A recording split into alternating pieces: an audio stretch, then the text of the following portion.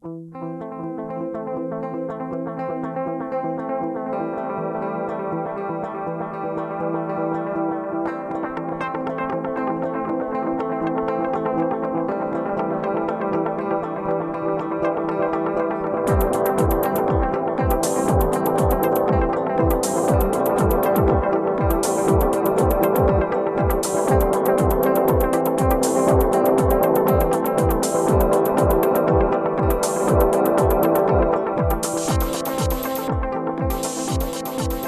there, Patreon patrons. This is Kayla from Culture Just Weird. This is Chris from, I think they know what it's from because they're on the Culture Just Weird Patreon. Introducing ourselves, man. This is Chris, also from Culture Just Weird, on Culture Just Weird. Shockingly, you're listening to us on our own podcast. Yes, on our own podcast bonus content. So, listeners, we are doing something a little different with this week's bonus content. Ooh. We like to mix things up around here at Culture Just Weird, especially at the end of the year when we're all like giving presents and stuff. This is a present. Wait, what's the present? present? Our patrons always get bonus content, Kayla. Our patrons always get bonus content, but I do want to say our Patreons are getting this bonus content first this time around, and then in about a week we're actually going to be releasing this one wide to everyone. So I guess it's more like on our main feed? On our main feed. It's more of a present to non-Patreon listeners, so sorry Patreon listeners. No, they still get to listen to it first. You get to listen to this first. You get a leg up on everybody else, and then we will be releasing it wide because there's something special in this episode that we want to make sure that everyone has access to. Yeah, this is one of those ones we were like, oh, this is perfect bonus content, but we also wanted to have a wide release, so we kind of figured, best of both worlds was doing the early release for patrons thing. So if you're listening to this on our regular feed and you like this episode and you want more bonus content, more bonus episodes, then you can check out our Patreon at patreon.com/culturejustweird. Anyway, what is the bonus content? Well, Patreon patrons and those listening, Chris and I recently watched a documentary produced by Discovery Plus called Drumroll Please. It's called Drumroll Please? That's actually, I wonder if there are drumline cults. Is that what this is about? The documentary is called The Rise and Fall of LuLaRoe.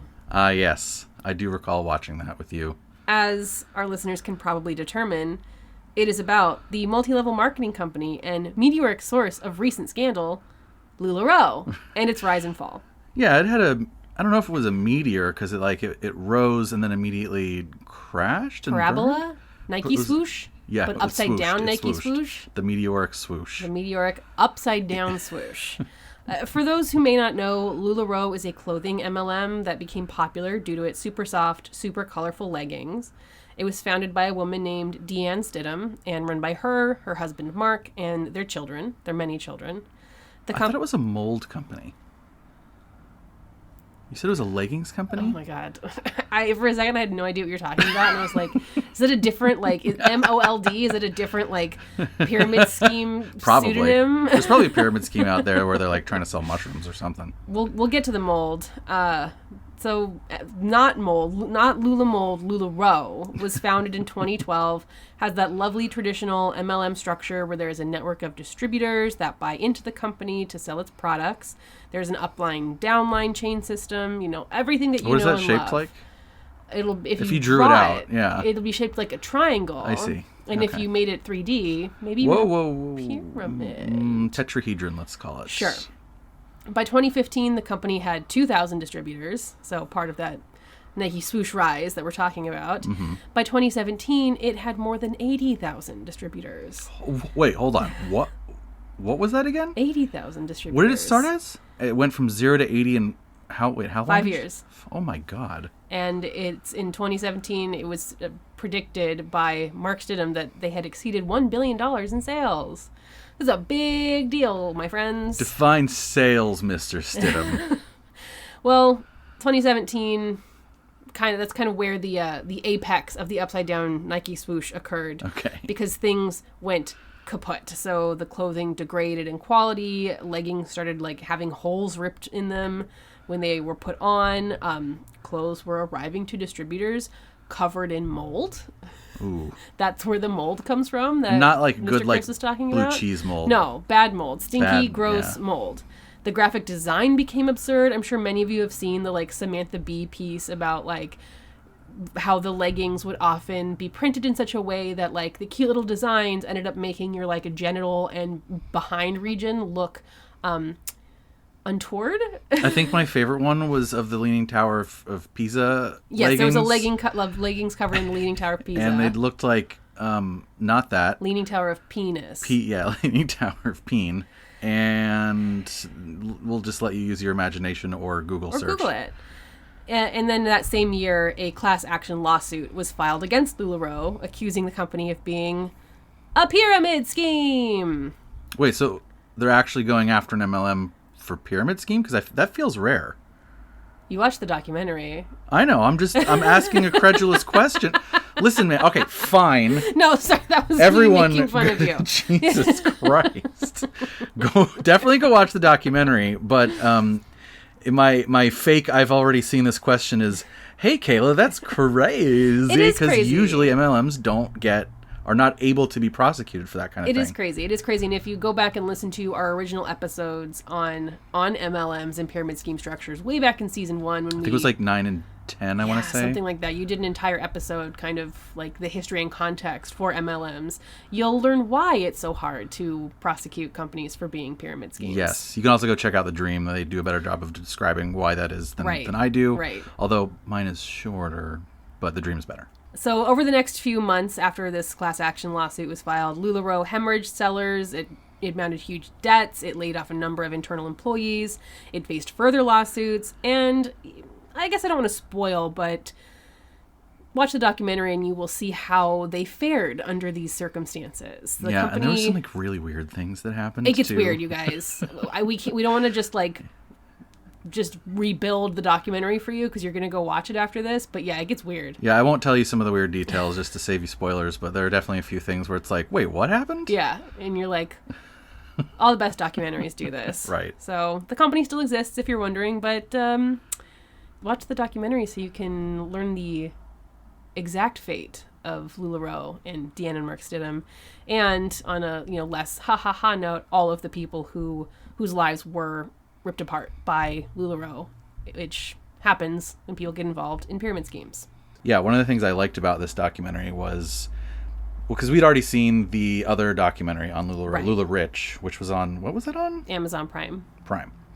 And, the totally fine, not unethical company taking down the totally unethical. Anyway, what I liked about this one, Rise and Fall of LuLaRoe, was that it focused more on the stories of the retailers than it did on Deanne and Mark, which is like, I get it. Like they have an interesting story and you do want to talk to the cult leaders. Like that's interesting. But this documentary did a good job of like highlighting what it was like for, boots on the ground people. It reminds me of that wonderful, beautiful time in history when there were 2 Fyre Fest documentaries out. Oh, yeah. And the Netflix one did not have Billy McFarland in it, but was beautifully produced in its own way. And the Hulu one had Billy McFarland in it. And it was just it was great to be able to have those 2 different contexts. Yeah. I love both of those documentaries. And I feel the same way here where it's the rise and fall of LuLaRoe. I very much appreciate that they focus on the retailers and the people whose lives were directly affected by the fraud, by the scam, by the pyramid scheme. Kayla, are there any other comparisons you would say between Fyre Fest documentary and LuLaRoe documentary? Are there any other similarities? I feel like you want me to say something specific and I don't know. No, there's nothing specific. I'm just calling out the fact that we live in fraud world. Oh yeah, everything is Fyre Fest. I think Fyre Fest is the most compelling story of all time. And it is the definitive event of our age. Everything is a beautiful facade that will shred you to pieces once you step past that initial screen. Mm-hmm. LuLaRoe, no exception. And I think the rise and fall of LuLaRoe does a really good job of capturing that exactly, just how much it put some of these people's lives through a shredder. Mm-hmm. Today, we specifically want to talk about this documentary, not necessarily both of the documentaries. We're not doing a compare and contrast Fyre Fest situation. This one, like we said, it's on Discovery Plus. You can go watch it now. It was produced in partnership with Buzzfeed Studios, and that's because one of the quintessential investigative articles about LuLaRoe was written by Stephanie McNeal, who's a senior culture reporter for Buzzfeed. So this documentary They interview her, yeah.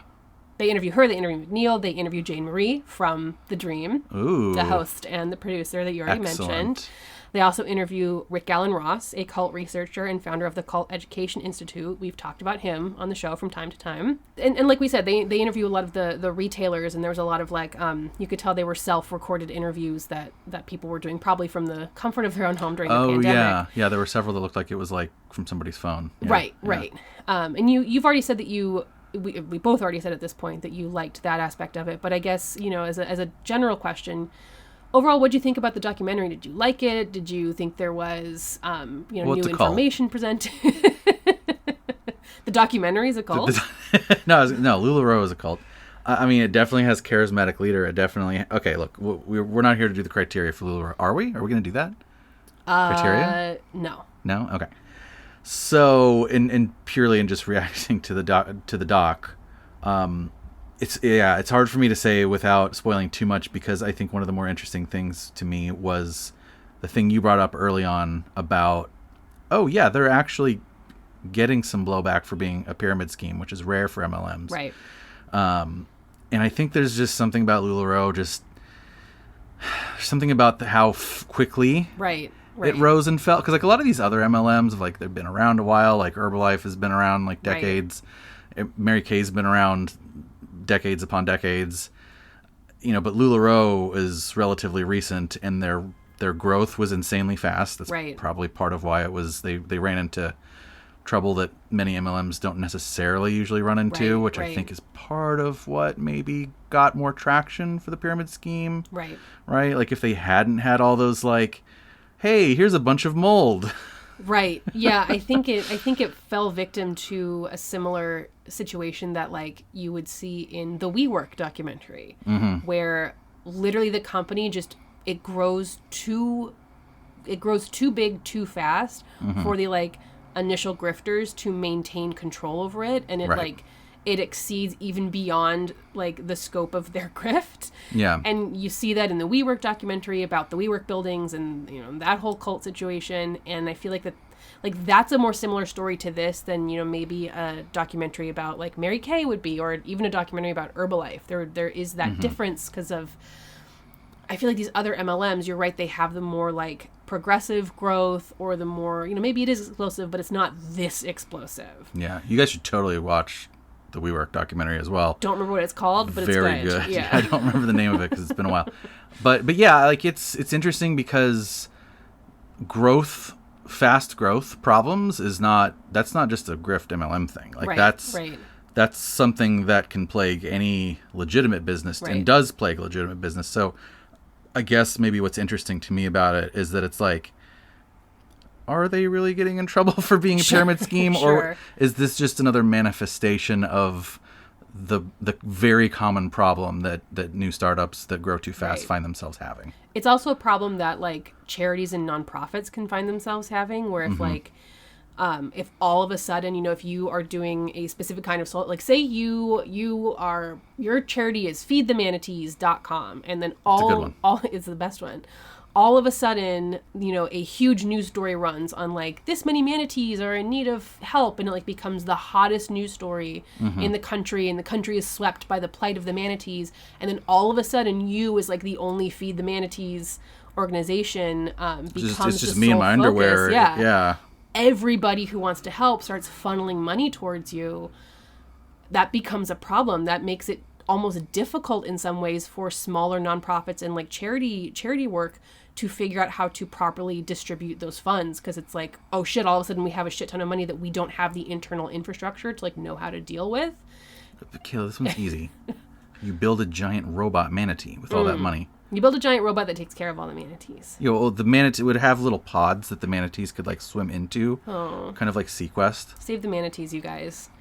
But back to the rise and fall of LuLaRoe, I think that this documentary did a really great job of balancing the personal lived experiences of the people targeted and victimized by LuLaRoe, like we were talking about, with the analysis of like experts and journalists like Stephanie McNeal and Jane Marie and Rick Ross and other entrepreneurs and journalists that they had giving their expert opinion. Oh yeah, they had that business consultant too. Yeah. Like I think something else good that it did was it really dug into the importance of hope and community in our lives and how we're missing that in a lot of ways, and how, MLMs like LuLaRoe exploit those needs by like filling them in this very hollow way.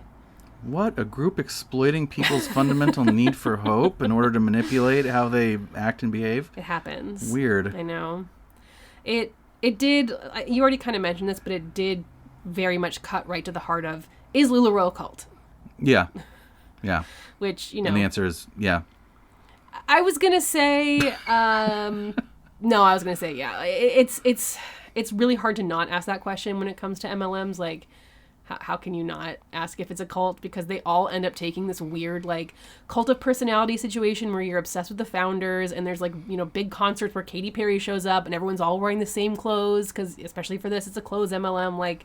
Mm-hmm. And they're all chanting the same, like, don't be a stinker thinker, don't... Magical it's your thinking, fault if you... Yeah. Anti-factuality, just check off all of the boxes of our criteria. I mean, we called Mary Kay a cult. If Mary Kay's a cult, LuLaRoe is hell a cult. I'm sorry. I mean, yes, LuLaRoe is a cult. I think that is we are definitely agreeing. We are agreeing with each other on all that. Right. The end. I think that they also, the rise and fall of LuLaRoe, I appreciated that they spent a good chunk of time talking about the chain of victims. So not just the people who are like, this is how LuLaRoe hurt me, but also this is how LuLaRoe hurt me and then incentivized me and empowered me to then hurt others. Right.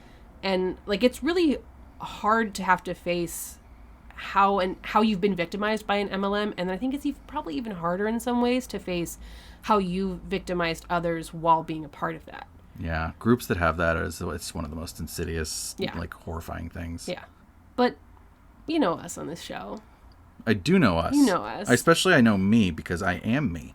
It's not enough for you and me to necessarily just sit here and talk about the documentary. So we actually had the opportunity to talk to Stephanie McNeal herself, the Buzzfeed reporter. Whoa, the person who drafted that report on BuzzFeed and also was interviewed in the documentary that I'm totally surprised that we interviewed, even though I was there. And now she's talking to us, and we got to, like, get her opinion on a few things. Yeah, it was cool as hell. Hi, I'm Stephanie McNeal, and I'm a senior culture reporter for BuzzFeed News. I want that title. I'm not going to lie. I'm very jealous of it.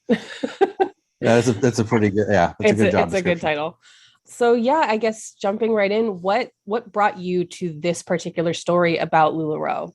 The first story I ever read about LuLaRoe that really piqued my interest was the first lawsuit when it was filed. I remember reading about it, and the headline of the story was that the leggings ripped like wet toilet paper, which is just like a great image, right? To think about. And I had heard about LuLaRoe a little bit. I think I had heard about it on the radio. People were talking about it on a morning show or something. But I didn't own any of the clothes. I didn't really know anyone who sold them or anything like that. So at the time, I was really interested in consumer reporting and a little bit interested in MLMs, but I hadn't really started on that yet. So I decided to write up a story about the lawsuit, and I needed some of these photos, right, of the leggings that are ripping like wet toilet paper. So I found a Facebook group where women were talking about the clothing, and the women there were really helpful and they were really passionate, which was kind of surprising at the time because, who knew how people could be this passionate about their leggings ripping? And they sent me all of these photos that were just like so crazy, and were telling me these stories about how they were like out walking around or out at work or something like that, and the leggings would just like completely get shredded, like a dog had attacked them or something. So I wrote the first story, and it had all these great images.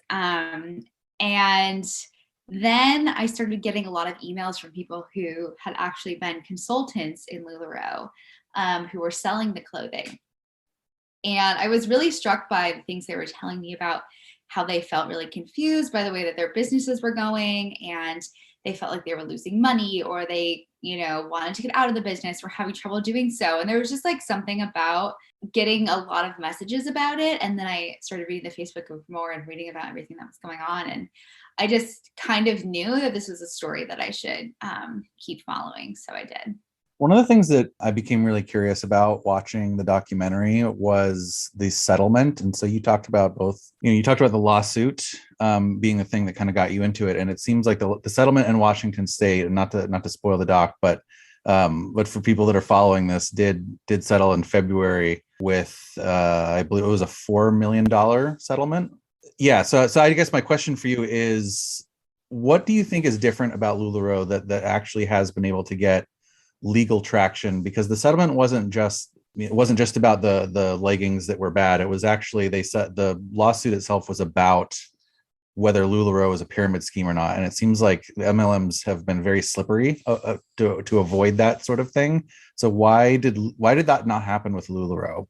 It's really interesting how MLMs are able to be so pervasive in this country, because there's a lot of elements about some things that some of them do that are explicitly against the laws of the United States. And there's a really great podcast out there called The Dream by Jane Marie, who actually appears in the documentary, that kind of goes really in depth into how this is allowed to happen. So I'd recommend that to anyone who's more interested. But the short answer is that, there's just not a lot of regulation, and there's just, I think, just bigger fish to fry for a lot of, bigger, like attorney generals and stuff like that. It's really interesting how they've just been able to proliferate despite doing things that technically, are at least frowned upon, if not just fully against the law. I think with the LuLaRoe instance, one thing that you will see if you watch the documentary is the women who feel like they were wronged by LuLaRoe have a lot of passion, and they feel very strongly. And from the very beginning, they have had this mentality of that there are strength in numbers. They have worked together for years to try and, reach justice in righting the wrongs they feel that they suffered. So I kind of think that has something to do with it, although I don't really have any evidence for that. I think, LuLaRoe has been able, the people who have, been kind of fighting against LuLaRoe and what they think was the bad practices that LuLaRoe did have really done a good job of keeping it in the media and, writing to their attorney generals and really just keeping it, standing up and saying, hi, this happened to me. I feel like this is really wrong. Like, will you do something about it? So I think it's that. And then also I think LuLaRoe just grew so incredibly fast and it was in such a short amount of time, in just a couple of years, they grew to like so many tens of thousands of retailers. And I think a lot of other MLMs are a little more under the radar. They grow a little more slowly, although I don't have like a ton of evidence of that. But just this explosive growth, I think that kind of makes some, good officers of the law kind of sit up and be like, oh, I wonder what's going on there. So yeah, that would be my theory, although I don't have a lot of concrete evidence to back that up.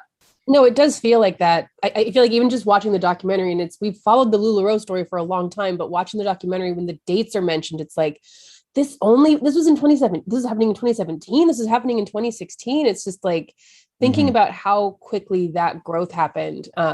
Yeah, I think you're onto something. That's gotta be part of it. That's not really a question, just an observation. Yeah. Do you think you said the community building, do you feel like LuLaRoe maybe did like quote unquote too good of a job with the community building, and then that sort of like worked against them?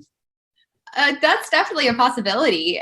I think one of the things that LuLaRoe has done really well is creating these very tight-knit online networks with a lot of followers. And I think, as we see with anything in the internet, on social media, or with internet creators, people have a lot of loyalty to the people who they follow on social media. So I think when, these bigger people spoke out and said, hey, I want to be honest with you guys, this is my experience, I think people really took that to heart. But I think one of the things that's great about social media as well is when something like this happens to someone, they have a voice and they can rally together. There's a scene that I don't think made it in the documentary, but where one woman who's been very active in the Facebook group called another woman who is very active. And they were talking about how, they've never actually met in person. They live completely different parts of the country, but, they talk every day and they really have bonded over this. So I think that's really powerful as well. Could you talk a little bit? So that's, we're talking about the community. I think that something that goes along with it that's mentioned in the documentary as well is a sense of hope that something like an MLM can bring to somebody. Could you talk a little bit about the role of hope in all of this, in the community building, in the, in the prosperity gospel, in just the meat of what makes an MLM? So I think we all are taught from a very young age this kind of toxic mentality that the only thing that is holding us back from, achieving great things is ourselves, right? And obviously it's a lot more nuanced than that. But I think one of the things that MLMs do a really good job on is tap into this narrative that, hey, we are giving you all the tools you could ever possibly need to succeed. All you have to do is take them and work hard. And then, well, if it didn't work out for you, that's kind of on you. And so I think when people buy into that belief, it can be very powerful, because when they are finding success, it's even more rewarding than if you're working for the man and you're, making good money and doing well. It's not something that you built. But a lot of people who are in multi-level marketing companies, they really, really see it as their own small business. And that has a little bit higher level of emotion and just a little bit more, it just feels different, I think, than working at a career and having success in the career. So I think when it doesn't work out, a lot of people blame themselves, and that can be really damaging. Yeah, that's part of what gets so brutal about it, is just that having that sense of hope and then having that sense of hope dashed. And, that really for us ties into the cult aspect of things like MLMs, and specifically LuLaRoe. And the documentary really gets into the comparisons to a cult and is it a cult? And when we were watching the documentary, it got us really thinking a lot about the precision of the word cult. And that's kind of really what we discuss a lot on the podcast. We didn't know we'd be discussing that a lot, but it can be, it's a really useful word, but it can also be an imperfect word. And, there's nebulous meaning there. So could you maybe talk a little bit about what the word cult means to you, and why you think it gets applied to something like LuLaRoe? Yeah, I think we have to be careful in using that language. Quite frankly, I think we're kind of in the age of the scammer right now and the cult. And I think, people like to use that word on something like LuLaRoe. And, I think like you said, I think it's a very nuanced thing. I think there are religious cults, there are cults of business, there's cults of personality. So I think I don't really know either way if I think that LuLaRoe is a cult. I don't really feel comfortable saying that. But, I think that we really have to just listen to the women who had these experiences and listen to what they're saying. And, there are so many people in our documentary, in other media, who have said the way I felt like when I was in LuLaRoe, I felt like I was in this cultish persona or organization. And so I think that's really interesting. So I think that's probably a more precise way to think about this, is listening to what people are actually saying rather than, trying to debate whether it's a cult or not. That's a good point. Yeah, is needing to debate it actually a part of it? That's interesting. Actually, I kind of want to follow up on that. What do you think is the essence of what people mean though when they make that comparison? What do you think is when they say cult and they apply it to all the different things, like you said, like religious or business or whatever, and then to something like LuLaRoe? What are they actually saying? What is the meat of what they're saying there? I guess what they're saying is that it's almost like a thing that warps your perception of reality, I suppose. Believing one thing that might not be true, and groupthink, I suppose. And that's something that with LuLaRoe, I think one thing that a lot of people have told me is when they were in LuLaRoe, they viewed things one way, and they viewed their own success or failure one way, and they viewed the business one way. And then when they quit LuLaRoe and they got out of it, the perception that they had was a lot different than what they had previously. So I think if we're going to look at all the things people call a cult, I guess that would be my answer of what it seems, but I don't know. What do you guys think? That is the eternal question. It feels we have hours and hours of content about it. I think hard to say. We have a list of criteria, and it's always expanding. And we think we're going to expand the list of criteria based on stuff that was talked about in this documentary. We talked a lot about in the show how there were consequences to leaving. So I think that talking about high control groups and cultish groups. It makes sense to us to always try and evaluate and apply and figure it out. But yeah, it's such a nebulous word. So I thank you for trying to pin that down. It's not easy. We are reaching the end of our time here. So there's one question that we try to ask folks who are in this work and folks that we interview. You're on the internet a lot, and you are, writing about internet culture, and you're seeing things like MLMs and influencers. And sometimes that can be hard to stay sane. I know it is for us when we're, doing research. So how do you take care of your mental health, and how do you do self-care when you're also doing this work? That's a good question. I will say that I try to focus on things that aren't super, super dark. So that helps. I did breaking news and, some politics stuff before, and it was just a little too dark. So I think knowing what your limit is.